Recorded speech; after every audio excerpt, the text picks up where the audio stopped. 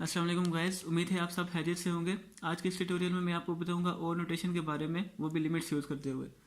तो इसका basic formula जो हमारे पास होता है वो ये है, limit n approaches to infinity f of n और g of N is equal to c constant. अच्छा, एफ ऑफ एन हमारे पास होता है रनिंग टाइम ऑफ एल्गोरिथम, और जी ऑफ एन हमारे पास जो फंक्शन है वो है ग्रोथ फंक्शन, और सी हमारे पास कांस्टेंट है। और नोटेशन में हमारे पास सी की जो वैल्यू होती है वो इस रेंज में होती है, ज़ीरो से लेकर, ज़ीरो इसमें इंक्लूडेड होता है।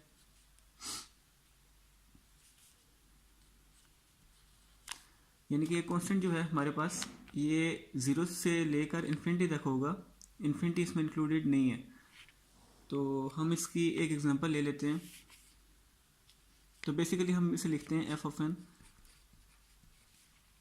Is equal to, O notation है हमारे पास, तो कांस्टेंट हमारे पास ओ होगा और जी ऑफ एन इधर क्रॉस मल्टीप्लाई हो जाएगा, जी ऑफ एन। तो अब इसकी हम एक एग्जांपल देख लेते हैं। लेट्स सपोज हमारे पास है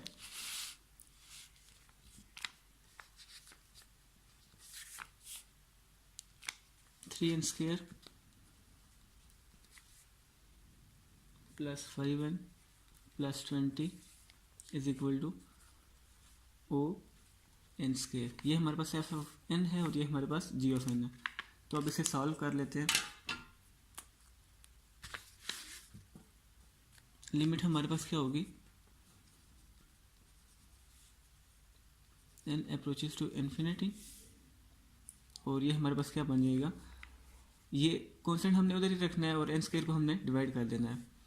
तो ये हमारे पास आ जाएगा 3n square plus 5n plus 20 over n square. तो ये किसके बराबर होगा, ओ के बराबर, यानी कि जो कांस्टेंट होगा हमारे पास। तो अब इसे सॉल्व कर लेते हैं। 3n square over n square हमारे पास क्या आ जाएगा, plus 5n over n square plus 20 over n square, और इसके ऊपर ये वाली लिमिट अप्लाई हो रही है। Limit n approaches to infinity, 3n square over n square हमारे पास क्या आ जाएगा, 3 प्लस n और n स्क्वायर हमारे पास कट जाएगा, हमारे पास क्या आ जाएगा 5 over n plus 20 over n square. और अब हम लिमिट अप्लाई कर लेते हैं। लिमिट हमारे पास क्या है, इन्फिनिटी, तो ये हमारे पास आ जाएगा 3 plus 5 over infinity plus 20 over infinity square.